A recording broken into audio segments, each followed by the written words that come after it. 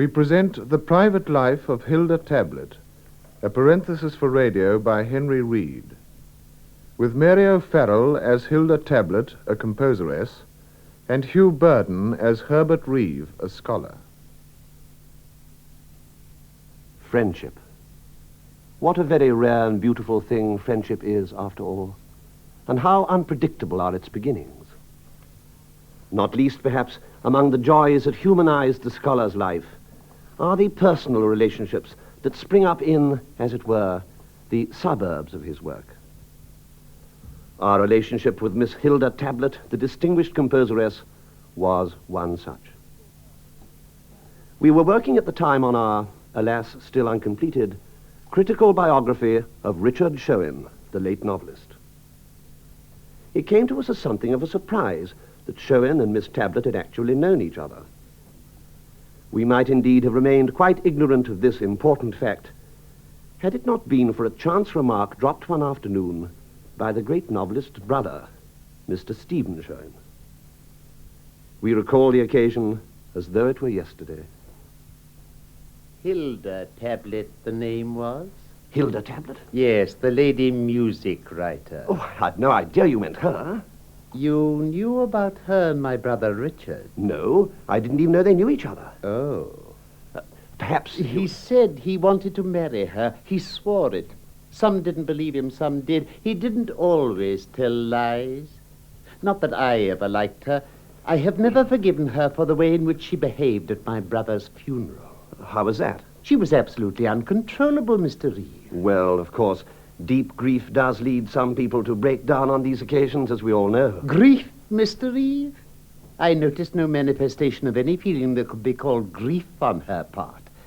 I was alluding to a form of behavior quite other. In a place of worship, too.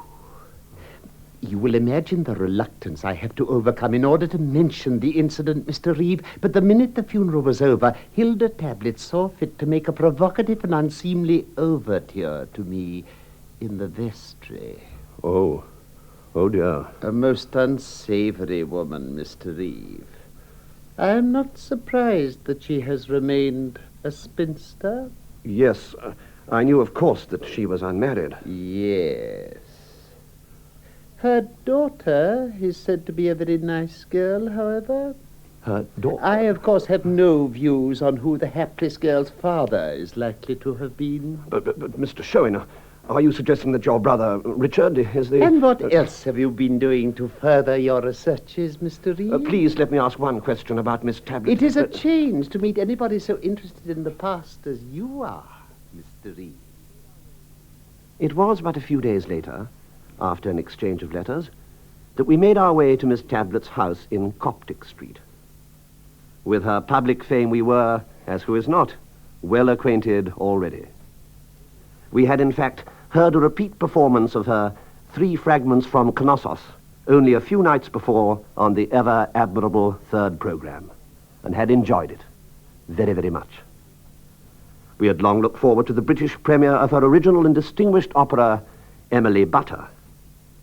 We were, indeed, bold enough to sense that music, ever our second love, might prove a bond between ourselves and Miss Tablet.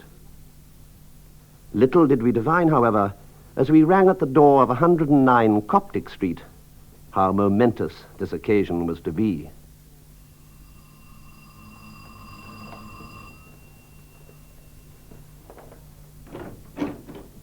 Hello.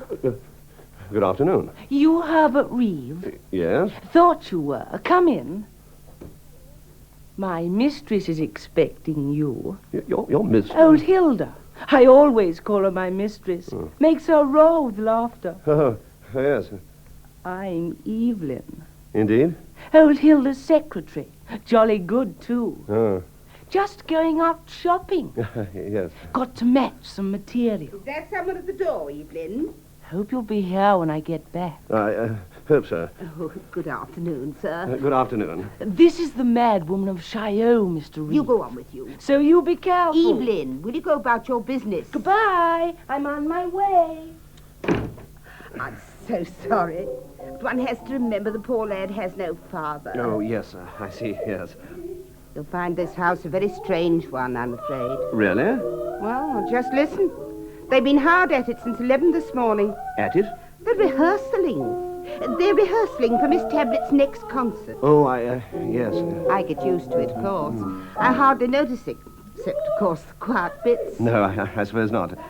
Perhaps I ought to wait then till... No, this could go on for hours. Miss Tablet did say 4 o'clock. Yes, I'll shout and tell her you're here. Oh, perhaps it would Oh, be... she won't mind. Why should she?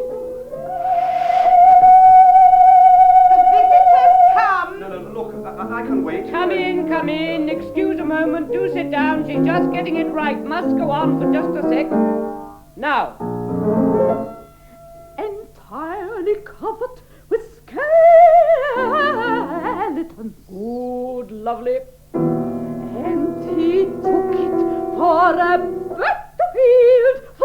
battlefield. No, Elsa, damn it. Damn it, for heaven's sake, please. I cannot help. Of course you can help, you silly little Dotty. I've told you 100 times.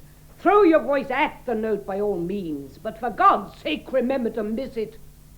Shall I make some tea and toast? Yes, make some tea and toast. It's all you're good for. Welcome, Mr. Reed. Thank you. Have a cigarette? I do hope I haven't come too early.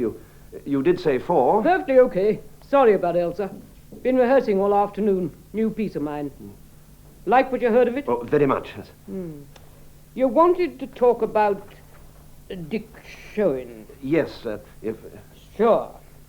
Elsa, don't bring the tea in till I shout. Nice girl. Mad, of course. Like her?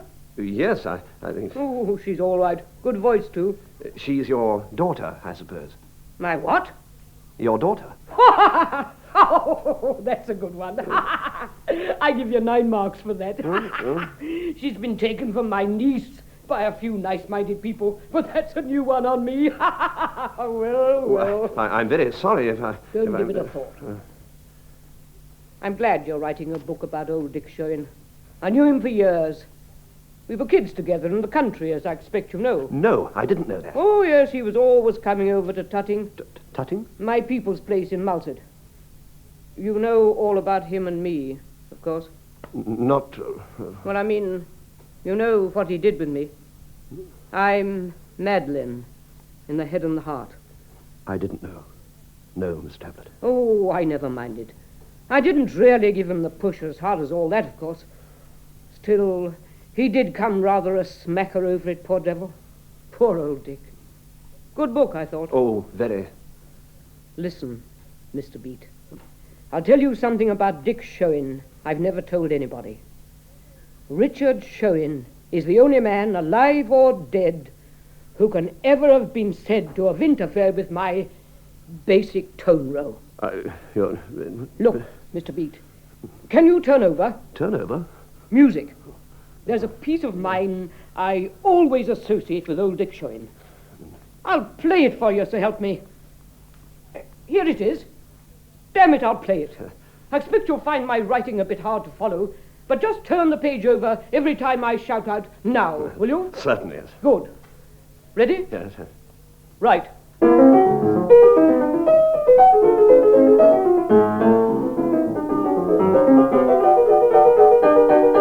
Now. Sorry.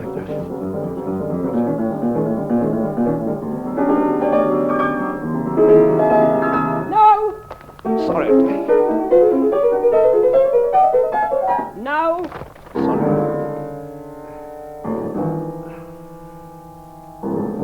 Say, what the hell's happened?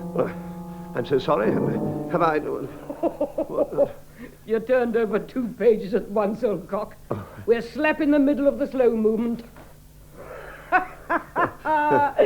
You wouldn't be much good at the Royal so-called Festival Hall now, would you? Never mind. Hilda, the tea and toast are getting to be so cold. Sorry, old girl. Bring 'em in. Have some tea, Mr. Beat. You deserve it. Thank you very much. And the sooner the tea's out of the way, the sooner we can get out the gin, eh? Oh, quite. Cake, toast, honey, jam. Oh, thank you. Toast, please. Who put you on to me, Mr. Beat? Put me... Who sent you round? for that I'm indebted to my good friend, Mr. Stephen Shewin. What, Dick's brother? Yes. You do choose peculiar friends, don't? Good Lord. Look here, Mr. Breve. Was it old Steve Shewin who tried to make out that Elsa was my daughter? Daughter? Well, he didn't exactly say... Don't tell me. I can imagine. The nasty old skunk. But you have always been like a sort of mother to me, Hilda. You shut up. I shall go back to Austria. All right, do. Go back to Austria. You find the fare in the housekeeping money. Oh, God, oh, God. And people expect one to create. Oh, sorry, Mr. Breve. That you touched me on the raw. Oh, I'm so sorry, Antoinette. I have to make it clear that Stephen Shewin, Esquire, and my humble self are not friends. I've never forgiven him for what he did at Dick's funeral. What was that? He chose the music. And will you kindly stop those revolting schiozzi, Elsa? Yes. Shall I take away the tea tray? Kindly do. Get out the gin. Yes. He chose the music. And you thought it The wasn't occasion was a calculated insult. It had been an understood thing for years that when poor Dick passed on, they should play My Little Dirge, written ages before. A little piece called Funeral Baked Meats for 2 flutes, harmonium, and tam-tam. Oh, just a simple little elegiac sort of little piece, you know. Poor Dick was very fond of it, very fond. He said to me, "You'll play that piece over my dead body one of these days, Hilda," he said. So, of course, I took it as fixed. But, oh, no. In marches Mr. Stephen Blasted Shewin and orders the music for the funeral himself. And do you know who every damn note was by? Well, I don't think I quite recall. It was... Lobby Ludwig. Lobby Ludwig? Yes, help me. But who is Lobby Ludwig, Miss Tablet? Where were you at school, Mr. Beat? Well, the first 4 years, I went to... Mr. Beat, have you never by any chance heard tell of one Ludwig van Beethoven? Oh, yes. Think of poor old Dick Shewin, a good, clean living man, inserted into his final resting place to the strains of the 5th Symphony. Bo-bo-bo-boom, bo-bo-bo-boom. Elsa! Mr. Breve, we in this world can have little conception of what difficulties that may have landed poor Dick Shewin in on the other side. Oh, dear. Have some gin. Oh, thank you. Yes. I have yet to settle my score with Mr. Stephen Shewin. And what is more, Mr. Breve, the nasty old scavenger tried to make a pass at me the minute the funeral was over. A pass? Yes, in the vestry. Pretended he was trying to straighten my tie for me. Oh. Never seen him since. Very few of our meetings with Miss Tablet were destined to be short ones. This first one was no exception. It was only when we came to say goodbye that we realized that Miss Tablet had kindly accorded us some 9.5 hours of her illuminating company. With the liberality characteristic of the creative artist the world over, she dispensed tirelessly the flowing bowl. You like music, don't you, Herbert Reeve? Indeed, yes. It's ever been my second love. Never been what? Ever my second love. Really? It was my 4th, as a matter of fact. In fact, Herbert Reeve, I'll tell you a secret about me and music. Yes? I played hard to get. Oh, yes. I never fell for music like some so-called composers I could name. No. No? No, it fell for me. I was flirting with architecture at the time. I've always been mad about architecture. Well, I don't have to say it. You can tell it from the structure of Butter. Butter? Emily Butter. My opera. Oh. Say what you will. It's pretty soundly architected. I believe in architectonic in music. There's nothing like it. It's the first thing you have to learn. I learned it years ago, you know. First time I ever realized Purcell. The first time we ever realized what, Hilda? Purcell. Oh, yes, Herbert. I realized a lot of Purcell in my early days. Sorry, Hilda, but realized he was what? What was what? You said you realized Of Purcell. course I did. Everybody knows that. I realized a lot of Palestrina, too, if it comes to that. Yes. Well, of course, we all have to realize such things when the time comes, I suppose. Structure. Let's stick it. Structure, my dear old friend. Structure. This great encounter had left us with much to think of, much to be grateful for, and much to puzzle over also.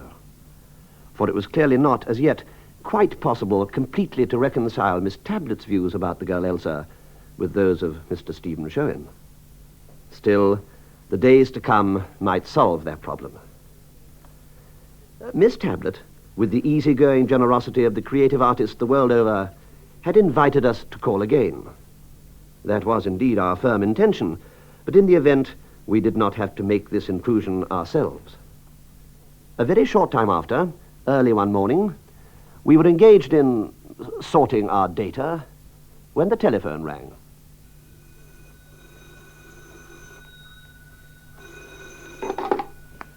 Hello? Hello, Who's that? it's Evelyn. Oh, good morning. Hello. Did you want something? It's old Hilda. She wants to speak to you. Asked me to ring you. She'll be here in a minute. Oh, yes, thank you. I'll hold on. What are you wearing today, Mr. Reeve? What? Oh, just an ordinary dark suit.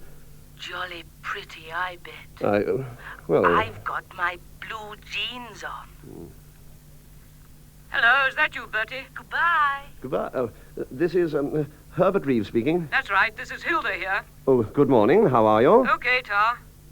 Look, Bertie, what have you got on this morning?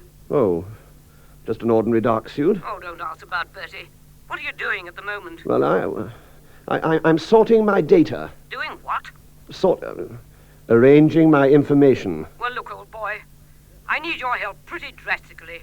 Can you come round? Oh, yes, of course. Straight away? Yes. Good. See you then. Goodbye.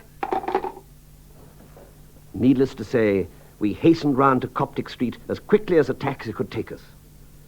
We were received by Elsa, who was alone in the music room.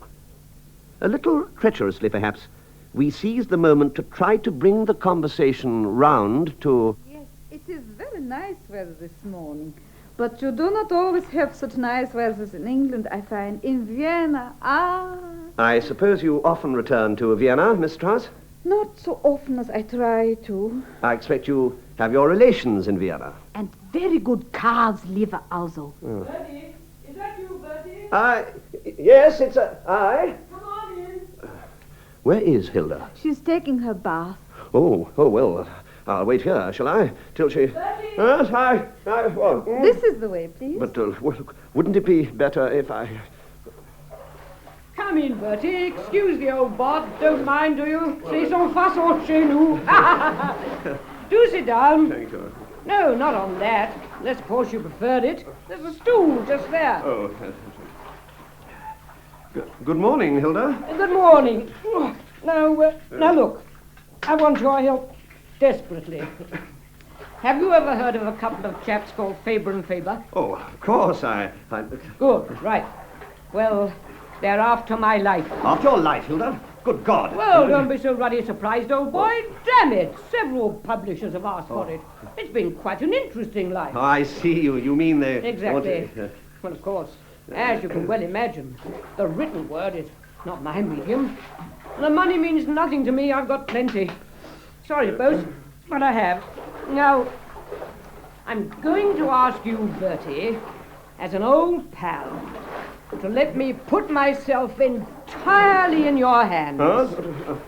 Just chuck us that large towel marked HT, will you? Yeah, right. Thanks. Yeah. But, Hilda, I do... Now, it'll need a goodish bit of research, but of course you're used to that. And the book itself need only be about 350 pages. Yes, but I don't think The I'll... advantage is you'll easily be able to fit it in with your life of old Dick Shewin. After all, our lives cross a hell of a lot.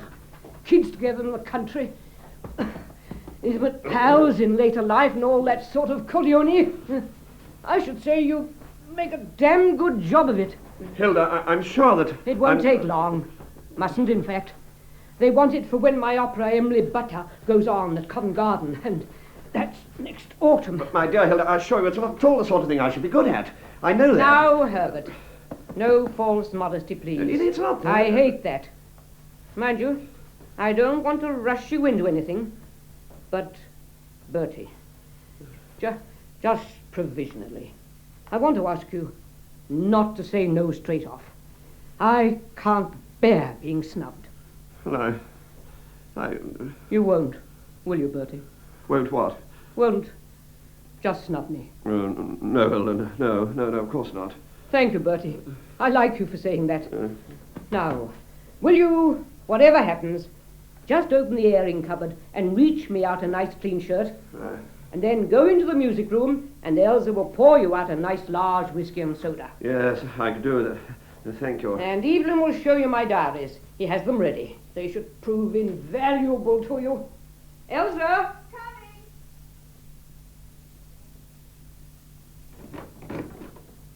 Hello. Know what you've come for? Hilda said I might look at her diaries. Here they are. You'll find the best bits in September and October each year. Oh, really? She always goes to Morocco in September and October. Shall I find you some good bits? Well, I think perhaps I'd better find those as I come to them, huh? Which you will do. Cautiously, we opened the first volume to hand. 1951. How very expressive of personality the human handwriting always is. April the 6th, began violin and piano sonata. April the 7th, bogged down in violin and piano sonata. April the 8th, finished violin and piano sonata, sent it off to the Menuhins. Revised concerto for oboe and strings, took shoes to be mended, and sketched out settings for first 8 cantos of the Inferno. April the 9th, after much thought, have decided to scrap Inferno and use same sketches for setting Swan's Way. April the 10th, began to rehearse Swan's Way with Elsa. April the 11th, fetched Elsa back from London Airport. April the 12th, fetched Elsa back from London Airport. April the 13th, fetched Elsa back from London Airport. April the 14th, fetched Elsa back from Northolt. She's jolly clever, young Elsa, but not half so clever as old Hilda. Don't lean on my shoulder, Evelyn. That's a good chap. Ticklish? I knew you'd be hard at it already. Once a scholar, always a scholar, eh? You know, Hilda, I still don't think I'm the right person. I've been wondering about the question of title. That's always important. Yes. Well, you could always call it simply The Life of Hilda Tablet. That rather suggests I'm dead. I wonder if a general sort of title might be as well. Yes, so we might call it Woman Composer, or just Composeress. And see what you get. How about Aspects of Hilda Tablet? That suggests I'm monumental. And it's my music that's monumental, really, not me. What about the private life of Hilda Tablet? A little sensational, perhaps? You think so? I do, rather. Right, then we'll call it that. Good. Gives a sort of shape to the thing. It needs that. It must be soundly architected. I may be able to help a bit there. There's a great connection between architecture and music, as you probably know. Yes. Who was it once said that architecture was frozen music? Search me, who was it? The Daily Telegraph once said old Hilda's music was thought architecture. Now, of course, Bertie, I'm not going to influence you at all, as you know. Yes. You just say what you choose. Naturally, it'll be best if I vet the thing a bit afterwards, just in case anything has slipped in which, well, I wouldn't like there to be anything in it that might, well, throw a spanner into what to me is a very dear friendship, Bertie. Yes, I know. But of course, you must say exactly what you choose. Be absolutely objective. I hate subjectivity. No one can say that anything I've ever written has been subjective. Listen to this. No ruddy fear. No. Now, of course, you'll want to go round and see a few people who really know me and know about me. You might start with Harold Reith. Harold Reith? Yes, he's done the libretto for Emily Butter, my opera. You'll find him easy to get on with. A good sort, Harold, and so tremendously loyal. Tremendously loyal, Harold Reith. But you see, the whole trouble with Emily Butter is that you can't hear a bloody word anybody sings. I said so to Hilda. And what did she say, Mr. Reith? She said all librettists say that. She seemed to think that disposed of the matter. She added most of them ought to be jolly thankful. Oh, I'm sure she wasn't referring to you. Yes, she was. Including you, she said. Oh, dear. You see, this opera doesn't seem to be part of me at all. You can't imagine I wanted the thing to be an all-woman opera, can you? There are no men at all in it. The part I hoped Jussi Björling would sing is being sung by a perishing mezzo-soprano. Oh, Hilda smashed the whole thing about. The original idea was that it should take place in the 16th century on a boat anchored off Rimini. It's Hilda who's altered it all into a mutiny in the bargain basement of a drapery store. And all those passages on film. But, Mr. Reith, all the reviews on the continent say that the passages on film are most effective. Yes, but they're all on silent film. Silent! What the hell am I there for? Tremendously loyal, old Harold. And after that, you ought to go and see old Bunny. Bunny? R. Egerton Bunningfield, A.R.A.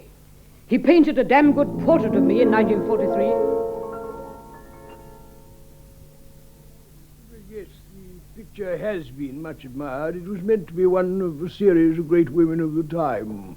Their part in the war effort, don't you know? I wanted her to be playing an instrument, of course, but what I had in mind was a clavichord or the like with highlights on a brocade dress and so on. I never imagined that she would insist on the instrument being a bugle, though I agree it was appropriate to a picture illustrating the war effort and that. And she also insisted on it being an open-air composition. That's the whole of the Pennine Range in the background. And quite frankly, Mr. Reeve, she's the kind of figure I really would have preferred to have painted draped. No, she insisted. Agreeable, I always found old Bunny. Receptive to ideas. Yes. And then there are my colleagues in the world of music. I advise caution with those. There's such a thing as jealousy, God help us. Even in the creative arts, Bertie. Alas, yes, I fear so. Still, go and see old Roger Cloud. He's one of the best. He may insist on playing his own frightful compositions to you, but his heart is in the right place. I've known Roger since my so-called student days. Yes. I've known Tabby since we were students together. A nice woman, frightfully nice. Awfully good at a party. Good-natured, too. Generous. It's such a pity. About what, Mr. Cloud? Well, it's ruined her life, of course. A tragedy, really. Ruined her life, Mr. Cloud? What has? Oh, her music. She's a dear, good-hearted girl, awfully good fun at a party, but she insists on regarding herself as a sort of superior Schoenberg. Oh. Pity. And one had such very high hopes of her. With a few years of trouble, patience, and effort, she might easily have been the Chaminade of our day, you know. Oh, indeed. Just as I might be described, and in fact have been described as the César Franck of our day. Well, I don't want you to think I mean all that anyone else means by that a pastiche César Franck, Mr. Ray. Oh, no. No. But I'm sure you know my chorale and chorale for piano, Mr. Ray.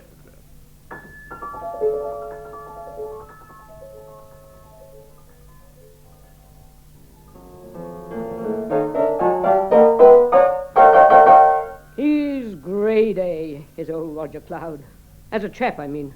You'll like him. But finally, the real person to go and see is Betty Palmer. Is that the Duchess of Malset? Little Betty, yes, a sweetie pie. And Jack's all right, too. The Duke? Sure. Betty's a musical woman herself. Plays Vivaldi quite exquisitely. She's music critic of Vogue, as you probably know. I'd say Betty knows more about me than any woman alive.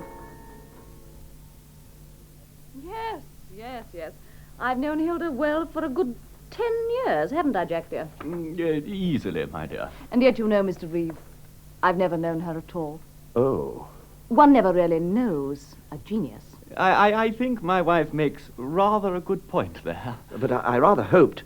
Hilda said that... Oh, one wonders, of course. One is bound to wonder. Yes? A rather despicable part of one is bound to wonder. To wonder? Oh, the usual things one hears. About Emilio Gonzaga Visconti, for example.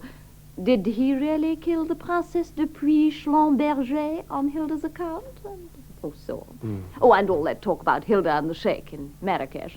Of course one wonders. One wonders exactly the same things about Emily Bronte. And wonders quite as ineffectually, Sir Herbert. No, it's just Mr. I think my wife makes a very good point there. What can these things matter? The thing about Tablet is her radiant genius, her newness, her impact. Hilda is one of the great innovators, Sir Herbert, No, as Mr. Frescobaldi was. Yes, of course, the idea of an all-woman opera. Oh, that's only a tiny, infinitesimal part of it all. She must have talked to you of her larger aims. Well, a few of them, perhaps. She's spoken to you about the castrati. Castrati? Of course, we've all dreamed of reviving the castrati, but it's needed Hilda to take the first practical steps towards making them a reality. Practical steps? Yes, thank God. She's drawn up a list of well-known singers who she thinks would benefit from treatment. Some of them have been singing baritone or even bass for years, but it's only a question of getting them to agree. There may be difficulties. Singers are very conservative, as you know. But I'm sure that in the end, the truth will prevail.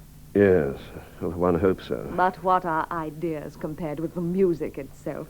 Oh, you know the score of Emily Butter backwards, I'm sure, Sir Herbert. Well, only the parts that are played backwards, of course.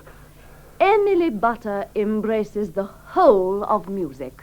Lord Reeve. Yes, I suppose so. Yes, I think my wife makes a very good point there.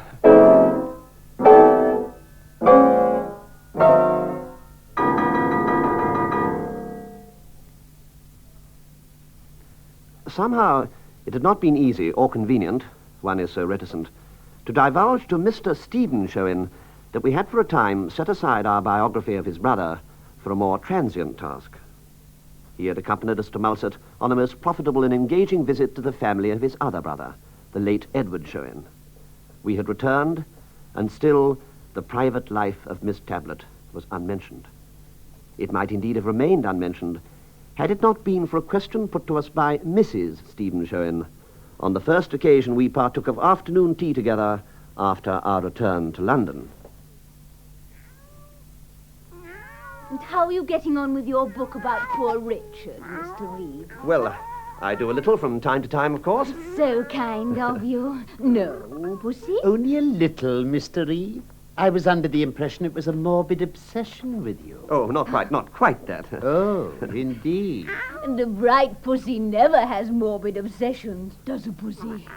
What other tasks employ your leisure, Mr. Reeve? Well, it's rather odd you should mention it, but Miss Hilda Tablet has asked me to... To what, Mr. Reeve? To an orgy? Oh, no. Stephen! To what, Mr. Reeve? She's asked me to write her biography. Good God. I didn't know you knew Miss Tablet, Mr. Reeve. How was she?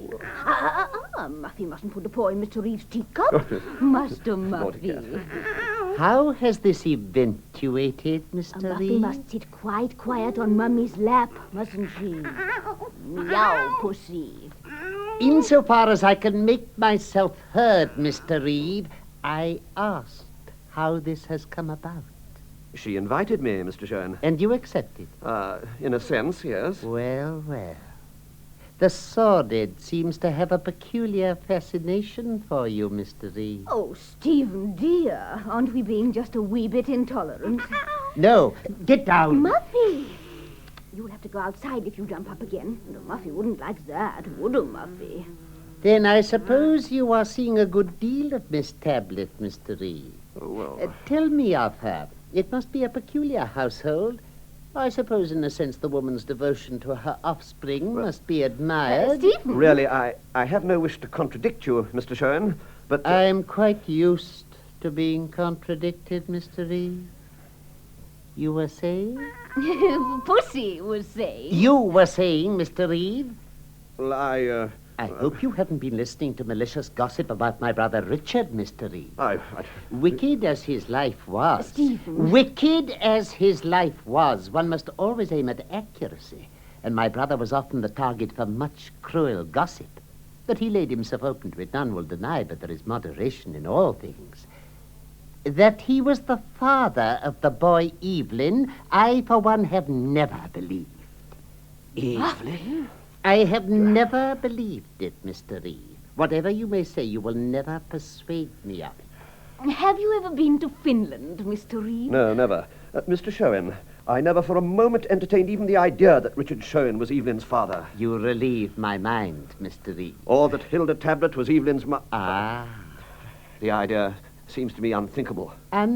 unthinkable, Mr. Reed? But Evelyn's mother is a widow. Oh, Muffy's a widow, aren't you, Muffy? Evelyn's mother, Mrs. Baxter, lives at Richmond. He has several times pressed me to go and visit them. Oh, do go, Mr. Reeve. It's so charming, especially at this time of the year. I wonder which bus is the best. Richmond, Mr. Reed? Yes, Richmond. Richmond. Mr. Reed, have you never heard of such a thing as baby farming? Steve. Muffy. No one will deny that tact is required in writing the biography of a living subject. But one cardinal advantage the biographer whose subject is still happily with him most certainly has. Difficult points, obscurities of chronology or of personal relationships can always be cleared up by direct questioning, provided, of course, that there is complete frankness between author and subject, and provided the subject has a clear, logical mind. And what creative artist the world over has, when we really look into it, not.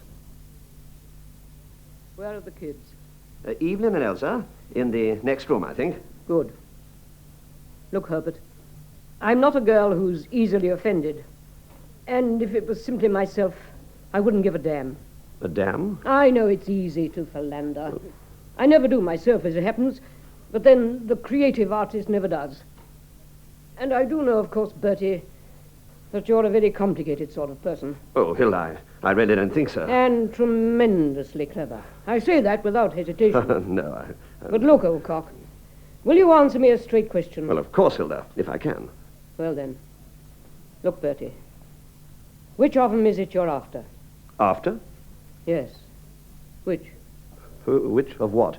Elsa or Evelyn? Which? But Hilda! Yes? I'm very fond of both of them, but... Both of them? Really, Hilda, I'm not after either of them. Really, I can't think whatever I can possibly... You sure? Hilda, you can have no reason at all for even dreaming of such a thing. Dreaming? Yes. Odd you should use that word. Very odd. Bertie, last night I had a dream, a very vivid one. Hmm? That's why I've had to speak to you like I have. I dreamed you'd been gossiping, Bertie. I didn't like that, you know. But... Please let me finish. I dreamed you'd been going around saying to people that Elsa was Evelyn's mistress. Really, Bertie. But Hilda, you say you only dreamed this. Only? Bertie, have you never read what Dr. Freud says about dreams? A little, perhaps. And Shakespeare, too, for that matter. But this denoted a foregone conclusion. 'Twas mine, 'tis his. They come not single spies, but monstrous regiments. No, Hilda, I must protest. It's no good protesting, Bertie. I know a good deal about psychology. I've always had a strong grasp of it. Why, when Dr. Joachim Pfeffer was analyzing me, he said it was much simpler if he lay on the sofa and did the talking, and I just sat behind him and interpreted. It made a new man of him, he said. So you see, that dream can only have meant you had a strong primary fixation on one of the objects you were accusing of whoredom. Hilda, my dear. Oh, my God. Exactly. Still, Bertie, once these things are brought up into the conscious levels of the mind, they often vanish quite simply. That's why I thought I'd better have it up with you. You see, I naturally feel a bit responsible for Elsa and Evelyn. Of course. I'm not a sentimental woman, I hope. But sometimes, well, I almost feel like a mother to them. Hilda? Yes, Bertie? I'd like to ask you a question I've never asked you directly before. Of course, Bertie. What is it? Hilda, do you think I could have a rather large glass of whiskey without anything in it at all? Of course, Bertie. It's over there. Bring me one, too. What I've said brings me to something else, Bertie. Something else, Hilda? Yeah. Bertie, am I the first composer you've ever known? Well, certainly you were the first, Hilda. You mean there have been others in your life since? Well, only an embryo one. Who? I thought you probably knew. Richard Shewin's nephew is a composer. Owen Shewin. I met him in the country a week or so ago. He played me some of his own compositions. Any good? I thought they were full of feeling. I was greatly hoping to bring you two together. Extraordinary, isn't it? What is, Hilda? The way the whole ruddy thing all fits together. I don't quite understand. Listen, Bertie. I told you there was something else I wanted to say. Now, I don't want you to be offended by it. Oh, no, Hilda.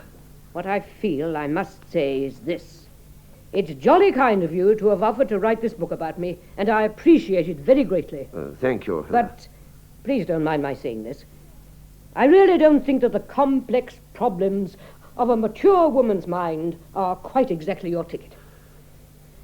There, Bertie, dear. I've said it. I think it had to be said. Do you mean, Hilda, that I needn't... You won't be upset? No, Hilda, I won't be upset. I like you for saying that. Thank you, Bertie. What, therefore, I propose we do is drop the idea of the private life of Hilda Tablet. And instead, I'm going to let you concentrate for the present on a separate preliminary volume called The Early Life of Hilda T., devoted solely to my youth, my childhood and whatnot. Oh. The original work we planned we can easily return to after you finish the early life. The good thing is, it will take us all down to the country. We all need a bit of fresh air, and in dear old Mulset, you'll be able to work on me in peace and quiet. And I can meet this young man, Owen Shewin, you think so highly of. It all fits in, doesn't it? Almost a touch of divine providence about it, when you think. So that what I suggest is we all go down to Tutting next week, okay? Oh, okay, Hilda. Mulset. How permanent and certain and unchanging are the moods and emotions of that lovely county. Tutting, the Elizabethan home of the Tablets, to an English eye seemed even fairer than Throbbing, the Palladian home of the Shewins some 20 miles southwest. On our first afternoon there, we were conducted round the little nearby church of Malextrinsica by Mr. Bellingham, the rector. Hilda had left us alone with him that we might collect impressions. Pump him, she had said, in her simple, unaffected way. Oh, yes, dear Miss Tablet. Yes, we're proud of her. Yes, very proud of Hilda, we are. Yes, I'm sure. Very proud of Hilda. She's done so much for us, you know. The organ, you know. She mended it herself for us. Very clever, that, you know. Yes, indeed. It is. Clever, I thought. Clever girl. And all those hymn books. Gave us all those, you know. Very useful. You never know when they might come in handy. Thoughtful gift. Oh, yes. That's the tomb of her great ancestor in Richard II's time. Sir Tablet de Fitz Tablet. Yes, the family goes back a long way, you know. It goes back a long, long way. Yes, of course, I knew that. And it comes forward a long way as well. That's the memorial tablet to Sir Willoughby Tablet. It's a big figure in the ARP round here. Hilda wrote an anthem for his funeral, you know. Oh, yes, she's written a lot of pieces for us. The choir find them a little bit difficult, but we rub along, you know, we rub along. Yes, I expect we rub along somehow. And that's the new altar screen she gave us. The subject's a bit unusual for a church, as you can see. Rather unusual. Artistic, of course, but rather unusual. My word, yes, it is, rather. Rather unusual for a church. And if you step outside again for a minute, you can see the two new finials she gave us for the porch.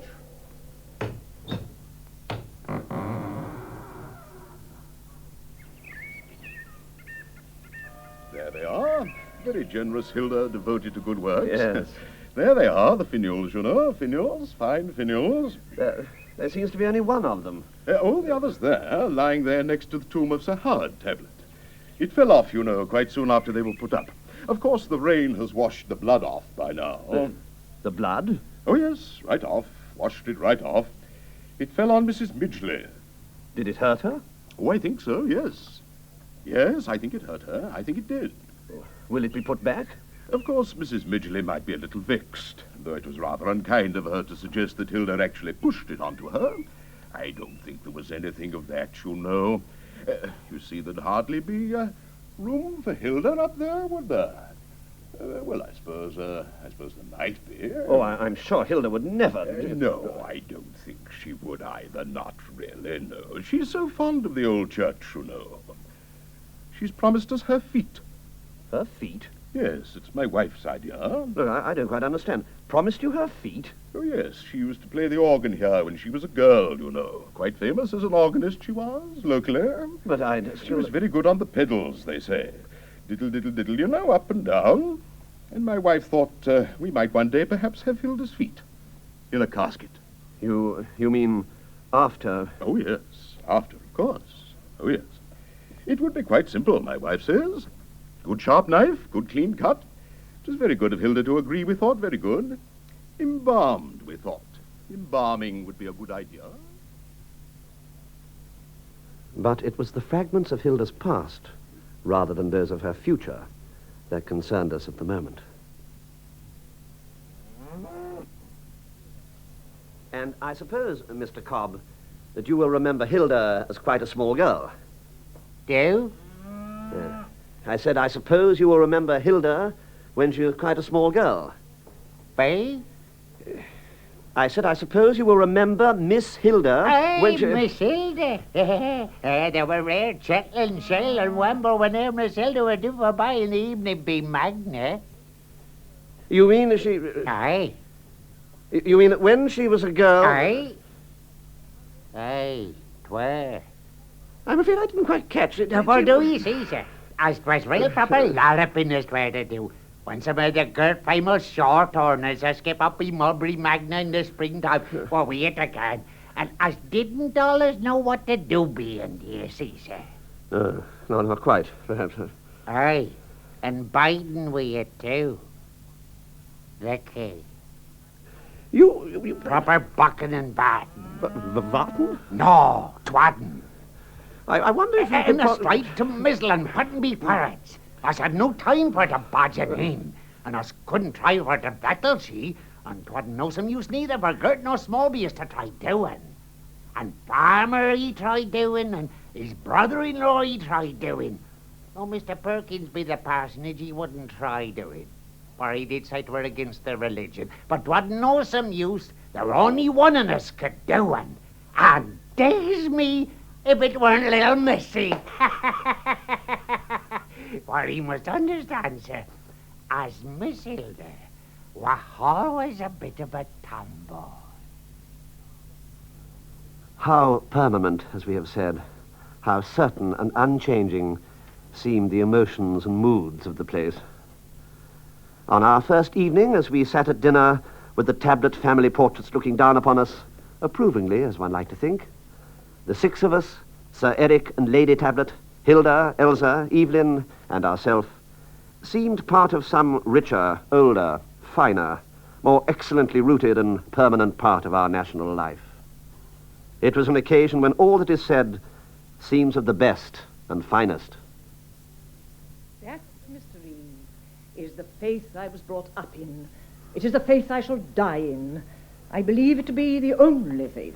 Yes, Lady Tablet. And I am convinced that I shall see that faith triumph once more in the hearts of men. I am convinced that within 25 years from now, a Liberal candidate will be returned to Parliament in every constituency in the British Isles. Yes. If we can get proportional representation in the near future, the time may be shorter still. Well said. I think that's very well said, my dear. Bravo, bravo. Jolly good. Bravo. What we need above all is public support and financial backing, both of which are entirely lacking. Oh, poetry. Shut up, Evelyn. Sorry. And, dear Mr. Reeve, you can imagine how proud we are to think that possibly after the very next election, you may be representing North Mulset in the House of Commons. But, Lady Tablet, I'm in no way a political man, I'm afraid. No, mums, I'm bound to say I've never heard Bertie utter a word about politics. Oh, but we're all politicians nowadays, Reeve. I'm Labour. Do be quiet, Evelyn. Yes, you are Labour, Mr. Baxter. You are also very young. Yes.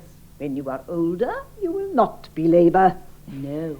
And now perhaps we might go into the drawing room. Miss Strauss? Oh, yes, it is a so pretty room. And what a good dinner we've had. Such a lot of food. Hilda, dear, will you come with us, or do you want to stay in here? No, I want to try something out on the piano with Elsa. I'll come with you. And Mr. Baxter? I'll come into the drawing room too, if I may, please. 'Cause I don't smoke, and I don't drink, and I don't like rude stories. And I've left my sewing in the drawing room anyway. Then let us go. Don't be too long, will you, Eric? No, dear, just one glass. Mr. Baxter, do you think I might call you Evelyn? Oh, please. Well, yes. Port? Oh, thank you. It's a bit embarrassing for you, all this, I know. Embarrassing? A bit embarrassing for me, too, you know. Oh, I hope not, Sir Eric.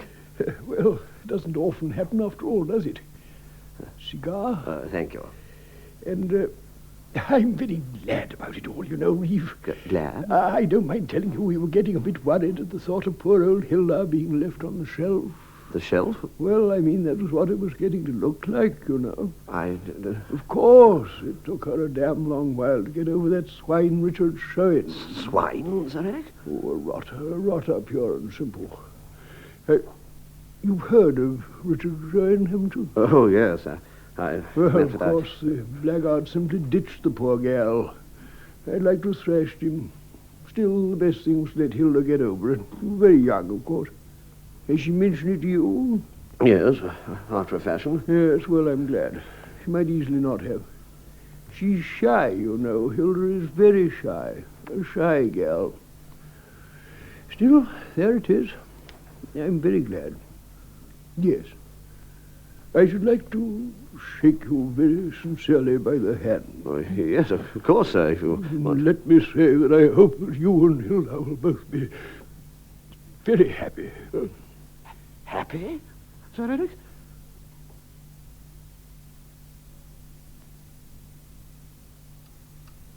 More marmalade, Miss Strout? Oh, yes, thank you. Thank you so much. In London, we do not have such powerful breakfasts. Toast, Mr. Reeve. No, thank you. You look jolly pale, Mr. Reeve. Do I, Evelyn? Yes, I suppose I do. He looks jolly pale, doesn't he, Elsa? Very pale. Almost white. Too many late nights, I bet. Oh, I just haven't been out of doors much lately. Oh, you must hope the air of Mulset will restore your colour, Mr. Reeve. I'm sure it will. Bertie, have you finished breakfast? Yes, Hilda, I have. Then, if the others will excuse us, we'll take a turn round the garden. Yes. Come on. We'll go through the French windows.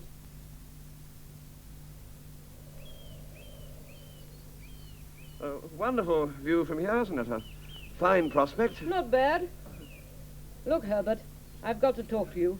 Yes? It's difficult for me to say it, but there's one thing you ought to get clear. I don't want to hurt anybody's feelings. I remember poor old Dick Shewin too well. But I must ask you to remember that I'm just not the marrying sort of girl, that's all. Oh, no, Hilda. I mean, I had no intention of... You sure? Oh, quite. Are you the marrying sort of man? Well, of course, I'm always waiting for Miss Wright and so on. Miss Wright? Who's she? You've never mentioned her before, have you? Well, you know, there's a Miss Wright and a Miss Wrong, I suppose. You're not promiscuous, I hope, Herbert. Oh, no, please. Oh, well, it's none of my business, though I'm bound to say I'm a bit surprised. But I just wanted you to be quite clear. You mustn't expect any funny business, so to speak, between you and me. Please, Hilda, I never... Good. But, so long as it's understood. Yeah. I don't mind the odd kiss, of course, now and then. But let's keep it just friends, shall we? I hope we shall always be. Good. Let's walk back to the house together. Right. You know, Bertie, I've been thinking about this volume you suggested on the early life of my humble self. You know, I don't think it'll work. No, Hilda? You mean you think that... I'm convinced it won't work. Not as it stands, that is. You see, Bertie, a creative artist's early years are almost the most important part of her life. What I think we ought to begin to consider is planning out the early life in 2 volumes, not 1. And I'm more and more convinced that the first of these ought really to contain a consideration of my prenatal existence, which is always very important. But, Hilda, my mother ought to be able to help you a good deal with that. It means approaching the old darling rather carefully, but I feel sure you can do it. Try it this afternoon. But, Hilda, we were going to the Shewins this afternoon. Were we? What for? I promised Ern that you would hear some of his music. Oh, damn. I'm very anxious to bring you together.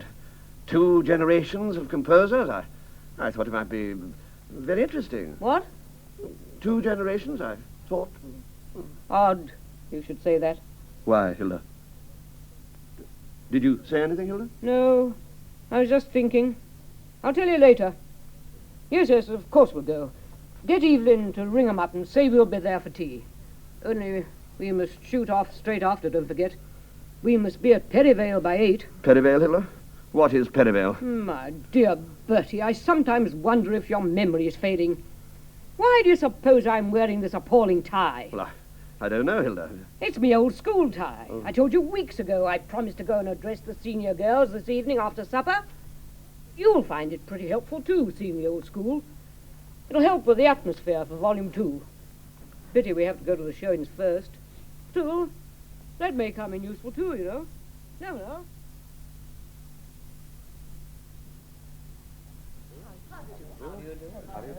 So very kind of you to come. This is my son, Owen. How do you do? How do you do? How do you do? Hello. My son, Brian. So good of you. How do you do? How do you do? How do you do? Hello. So very good of you. My son, George. How do you do? How do you do? How do you do? Hello. How do you do? How do you do? How do you do? How do you do? So very kind of you to come all this way to hear Owen's music, Miss Tablet. Pleasure, pleasure. Let's hope. A little professional encouragement means so much. Afraid it does, yes. And it's so good of you, Mr. Reeve, to bring Miss Tablet. And so so nice. good of you to do so much about the boys' lyrics. Yes, it was jolly kind of you to show our lyrics to the literary editor of the Listener, Mr. Reeve. Yes, he hasn't actually printed any of them yet, but he says we can send him anything we write. So, of course, we do. We sent him 30 last week. I'm sorry my daughter Janet isn't here to meet you, Miss Tablet. Good Lord, look at Humphrey. Humphrey! What have you been doing? Keeping gold. But why is your face so black? I fell on it. Oh, dear. Hadn't you better go and wash, darling? I want my tea. Will you promise to go and wash afterwards, won't you? No. Oh, dear. And what is the new work you're going to play and sing for us, Owen? Well, it's mainly a choral number, this one. It's about the moon. Ah, yes, a good old subject. Oh, sir? Oh, well, I mean, there have been several great lyric effusions about the moon, you know. But not since 1951, sir. And that was pretty dud. I think you'll find that's right, sir. I so love pieces about the moon for singing. I would like so always to sing from the moon. Have you been to Vienna, Mr. Shewin? Not to Vienna, no, I'm sorry to say, Miss Strauss. We've written 2 pieces about Vienna. Ah, Vienna. Elsa! I shall go back. And how about hearing this piece of yours, Mr. Shewin? Oh, well, it's very kind of you, Miss Tablet. I do hope you'll like it. Oh, come on, chaps, let's open the piano. Right. Got your dots, Zoe? And we do hope you'll let us hear some of your own pieces, Miss Tablet. I adore music. I often feel I could almost write it if only I was able to play some sort of instrument. Yes, a lot of people feel that way. We've been practicing this one up for you, Miss Tablet. That's the spirit. I hate under-rehearsal. Don't I, Elsa? No. Sometimes we never eat.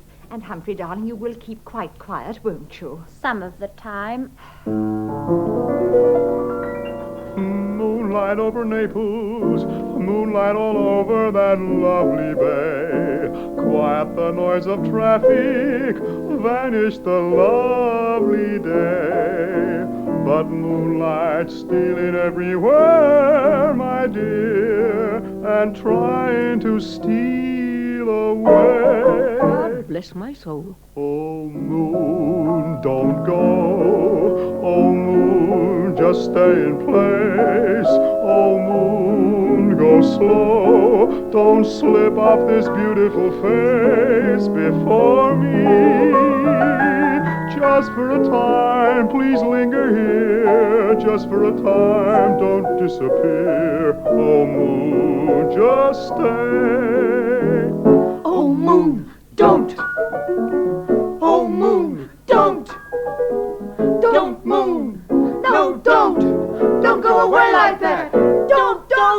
Just for a time, please linger here. Just for a time, don't disappear, oh moon. Just stay in place. Don't agonize me. Oh moon, don't go. Don't go. Oh moon, just stay in place. Moon, do. Oh moon, go slow. Please. Don't slip off this beautiful face before me. Don't do that thing. You are my chance of happiness. Please don't turn it into distress, oh moon. Just stay. 5 minutes minutes longer, 4 minutes, 3 minutes longer, 2 minutes, 1 minute. Oh, oh, Oh, moon, don't stay away like that. Oh, moon, just stay in place.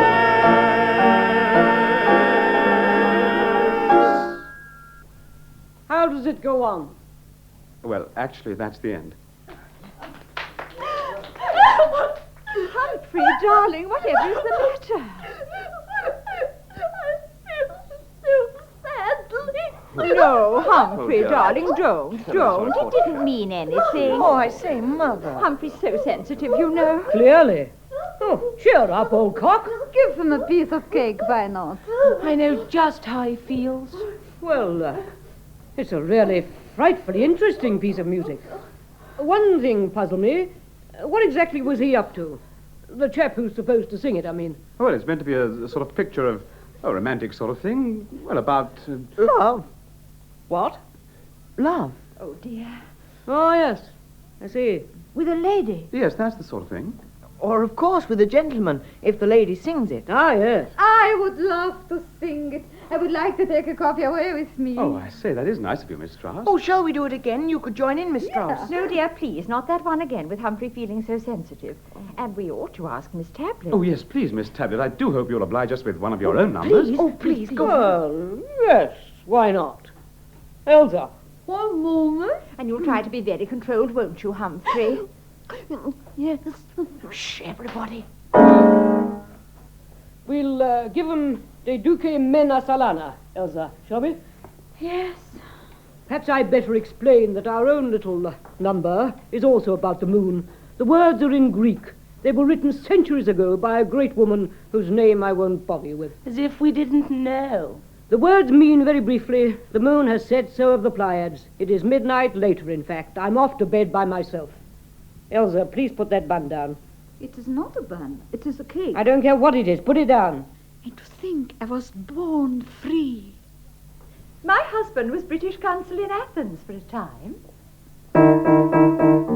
De Duce Mena Salana, Kai Pleiades, Messa de Noctes Paradergatura. Ego de monocatito.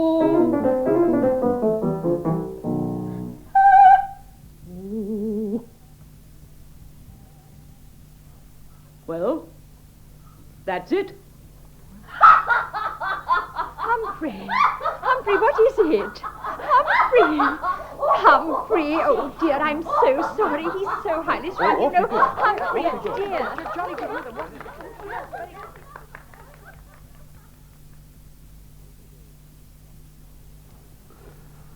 On the road from throbbing Mulberry to Mulminster Perivale, where Hilda's old school was and is situated, there's an inn called the Meredith Arms.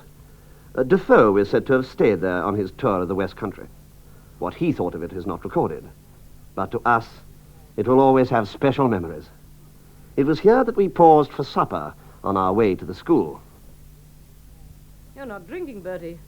Why not? This is some of the best Burgundy I've ever tasted. But do you think you ought to drink quite so much before speaking at the school, Hilda? Ought? Of course I ought. I must. Why, my dear Bertie, I'm nervous. I assure you, address a large audience at the Royal so-called College of Music with calm and equanimity.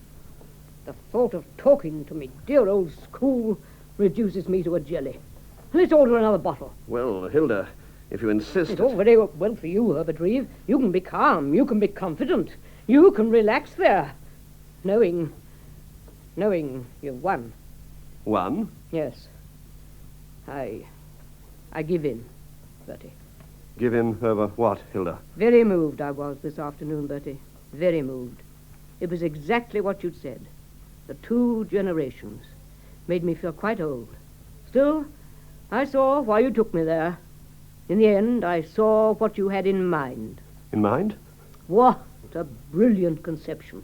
What is? I hope I'm worthy of it. God knows I hope that, Bertie. Worthy of what, Hilda? There was I, thinking of my life as a thing that could be dealt with by a couple of preliminary volumes here, a couple more there, one in the middle, one at the end. No, we perhaps. are you thinking, Hilda? You make me realize, oh, so very humbly, Bertie, that though I may be an artist, I'm also a woman. I see things on a small scale. It needed you, Bertie, a man, to see that the whole thing must be bigger than I could conceive. Needed you to see the whole thing must have epic scope. Epic scope, should have said. Epic scope, Hilda? I see now why you took me to throbbing. It was for guidance from spirit of Richard Shewin, wasn't it? Well, that was not quite what I had in mind. Never mind, Bertie. You win. You shall have your 12 volumes. Oh, 12? But not more than 12, Bertie, I beg you. For the love of God, no more than that. It was enough for Gibbon, it was enough for Proust. Let be enough for you, Bertie. It will be, Hilda. I like you for saying that. Thank you. And I don't mind telling you, Bertie, what you've done today gives me courage for tonight. Now I can go forward and face these fine young jeunes filles en fleur at me old school. What they will hear from me tonight, Bertie, what you will hear too, is a statement of faith. And you've given me the courage to make it. I thought only Burgundy would see me through. But it's you, Bertie, not the Burgundy. Still, there'd be no harm in having another bottle, would there?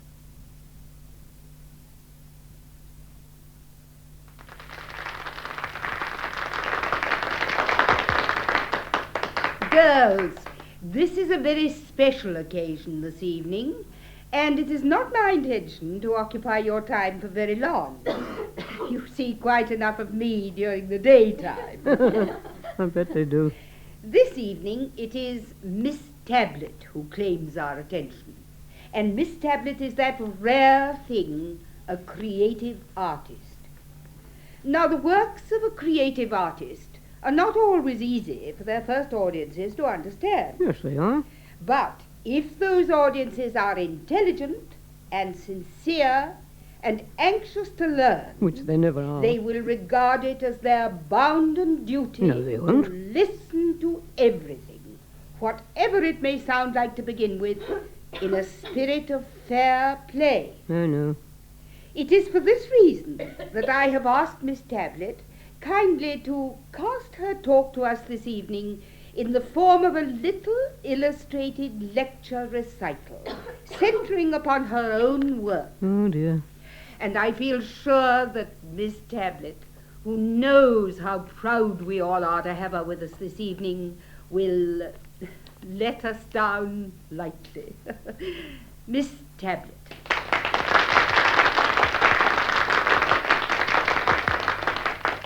Well, thank you, girls.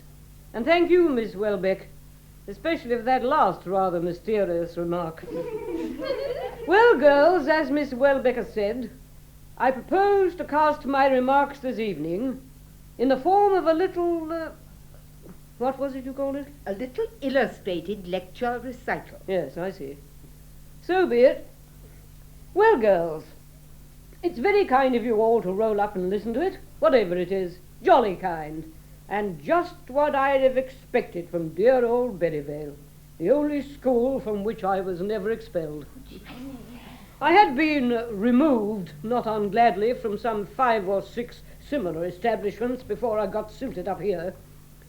But I remember Miss Egmont, the headmistress at the time, saying to my father, "We will take any child of yours, Sir Eric." We never knew quite what she meant, especially as I was the only one. But she was an agreeable little body, on the surface.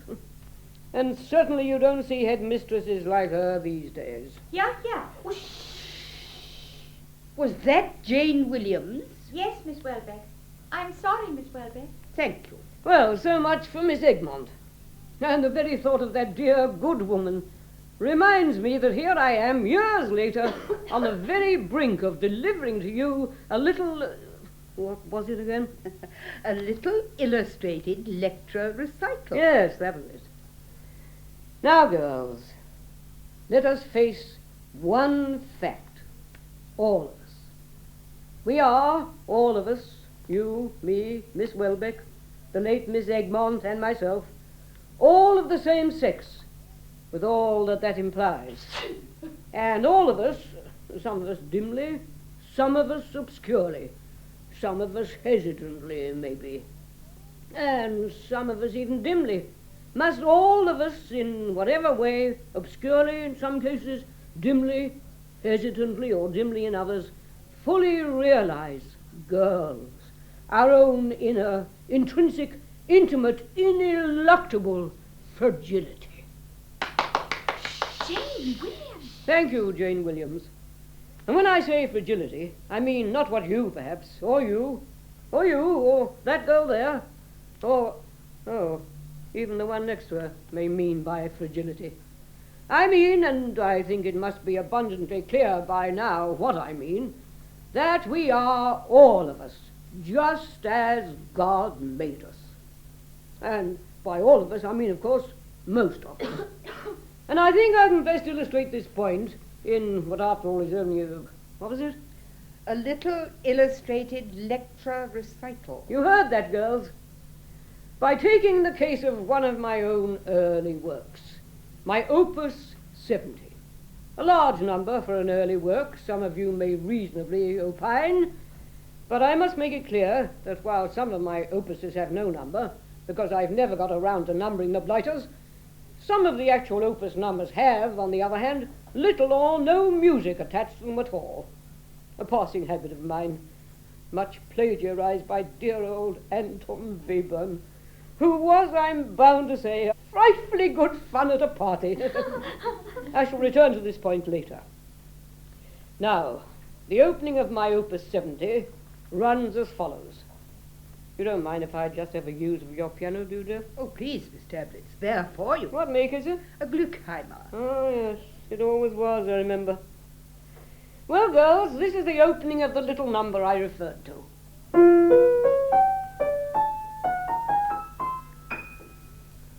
Now, girls, if you were asked for an opinion on that little phrase, as dear old Marcel Proust, though I've never actually met him, might have called it, you'd probably and justifiably describe it as a haunting little tune. Now, let me just show you what happens to it.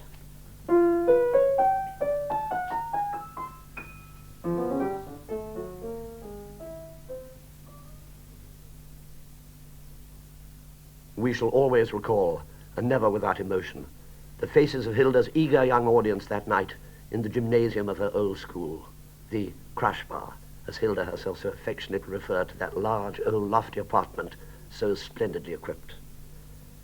It was a moving occasion, and doubly moving perhaps for ourselves, for this was a statement of faith made by the great artist who was permitting us to devote years and years of our life, years and years and years of our life, in fact, years and years and years. Years later, in fact, only last year, you will find that simple little phrase used in another work of mine. And it is part of the inner pith and marrow of this little electroplate... No, sorry, say it again. A little electrostated electro-recital. Exactly. To explain how this has come about, the work I refer to is my recent quintet for 8 instruments. Now, my dear girls, 8 instruments may seem to you rather a lot of instruments for a quintet, and it is a lot, I freely grant you. But the only condition under which the consolidated instrumentalist union would allow this quintet to be performed was if 8 performers were paid for. They didn't all play, of course. I beg you not to think that. 5 of them played. The other 3 sat around or collected cups of tea for those who were actually playing. In the recording of this work I shall now play for you, if you listen carefully, you will hear the chink of teacups quite distinctly. Now, would this be a gramophone, Miss Welbeck? Or is it just the school cocktail cabinet? And years and years and years of our life we might happily devote to this work. Not only this year and next, but other years, Years and years of them. How happy we felt at the thought of those years. Let us put it another way. We could devote year after year after year after year after year.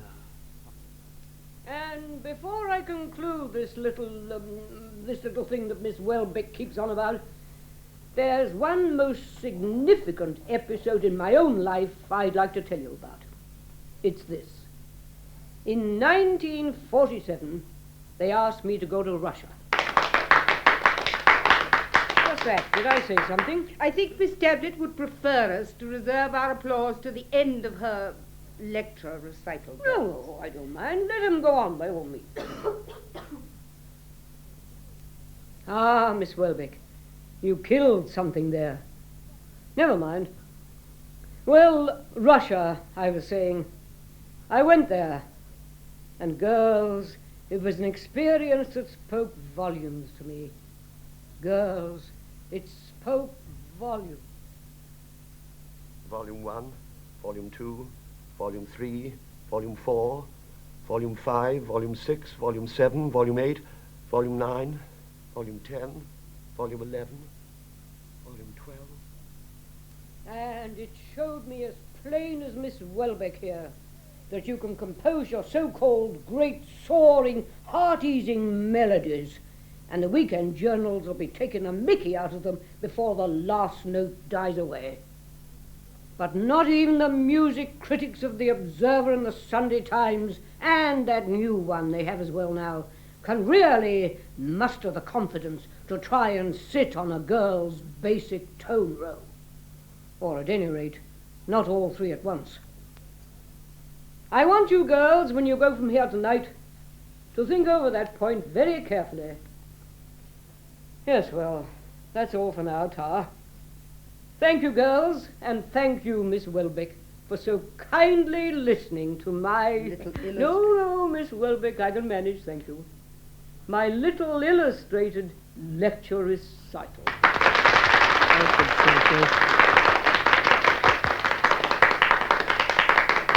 Thank you, Miss Tablet, very much. I'm sure you've given us a great deal to think about. Oh, nothing really. Now, though it is getting rather late, girls, Miss Tablet has kindly consented to answer any questions that anyone may like to put to her. I would like to ask a question, please, Miss Welbeck. Yes, Olga? This is our head girl, Miss Tablet, Olga Peacock. Olga what? Olga Peacock. Oh, yes. I would like to ask Miss Tablet, please, did she say the tune she played to us first was a haunting little tune or a halting little tune? Miss Tablet? I was rather hoping someone would ask that question, because, as a matter of fact, there were two girls called Peacock at the school when I was here, Grace and Lucy. Lucy, oddly enough, married a Red Indian and had 7 children in 5 years. Nice-looking kids they were, too. Though, of course, with their father being a Red Indian, you see, they naturally looked rather as if they were blushing the whole time. Interesting effect. Thank you. Does that answer your question, Olga? Yes, thank you, Miss Welbeck. Thank you, Miss Tablet. Please, Miss Welbeck. Yes, Petal Mullins. I would like to ask Miss Tablet, please, who is her favorite living composer? Yes, well, the answer to that on the whole, I think, is that it is a haunting little tune. Very haunting. Thank you, Miss Tablet. Miss Welbeck? Yes, Rosabelle Spinney? I would like to ask Miss Tablet, please, if she would be willing to sign some of our autograph books, please. Certainly, certainly, of course I will. And you'd better have my telephone number as well, in case any of you want to ring me up any time. What a moving occasion, as we watched the eager young faces surging round Hilda, pressing their eager young autograph books upon her. We recall the beautiful lines, "Alas, that spring should vanish with the rose, and youth's sweet-scented manuscript should close." So it might. So indeed it would. Youth's sweet-scented manuscript would close. But we knew of another manuscript not likely to do so with such rapidity. Yes, no. We were very happy at this thought. Very happy. Happy at the thought of a task that would occupy so many of our years. All of them, probably. It made us happy. Happy, we felt. It was the thought of the years that made us happy, the years and years of it. That thought had sustained us this evening. It would sustain us through many months in Hilda's company, through a long journey with her to Marrakesh, a further journey to Vienna, journeys to Malset, journeys, right up to the great opening night of Hilda's opera, Emily Butter, when Hilda, wearing our own tails jacket, her baton raised, her fine figure silhouetted against the soft glow of the orchestra lights, hurled herself upon her greatest triumph. What a climax. It gave us a sense of great happiness. With the generosity of the creative artists the world over, Hilda had already made ourselves very, very happy, and we knew that at this very moment she was making others very happy too. Their happiness might not last so long as ours, but ours would last a very long time.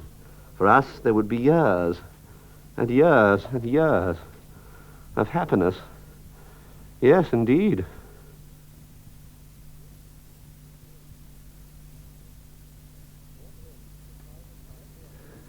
That ends The Private Life of Hilda Tablet, a parenthesis for radio by Henry Reed. It was produced by Douglas Clevedon. The cast was as follows: Hilda Tablet, Mary O'Farrell, Herbert Reeve, Hugh Burden, Stephen Shewin, Carlton Hobbs, Connie, Gwen Sherrill, Muffy, Vivienne Chatterton. Elsa Strauss, Marjorie Westbury, Sir Eric Tablet, Norman Shelley, Lady Tablet, Susan Richmond, Evelyn Baxter, Colin Campbell, Mrs. Pitney, Vivienne Chatterton. The Duke of Mulset, Frank Duncan, the Duchess of Mulset, Diana Maddox, the Rector of Mull Extrinsica, Derek Guyler, Reuben Cobb, Carlton Hobbs. Nancy Shewin, Dorothy Primrose, Owen, Brian, George, and Humphrey Shewin, Dennis Quilley, Wilfred Downing, M. Westbury, and D. Maddox. Miss Welbeck, Vivienne Chatterton, Harold Reith, Frank Duncan, R. Edgerton Bunningfield, ARA, Norman Shelley, Roger Cloud, Derek Guyler. The music was composed and played by Donald Swan. The program was recorded. The Private Life of Hilda Tablet is the second program in Henry Reed's Shewin Tablet saga. When a new production of the first one, A Very Great Man Indeed, was broadcast earlier this year, many listeners asked for the whole series to be repeated again. This we are doing now at quarterly intervals, and the next program about the production at Covent Garden of Hilda Tablet's opera Emily Butter will be broadcast in the last week of March.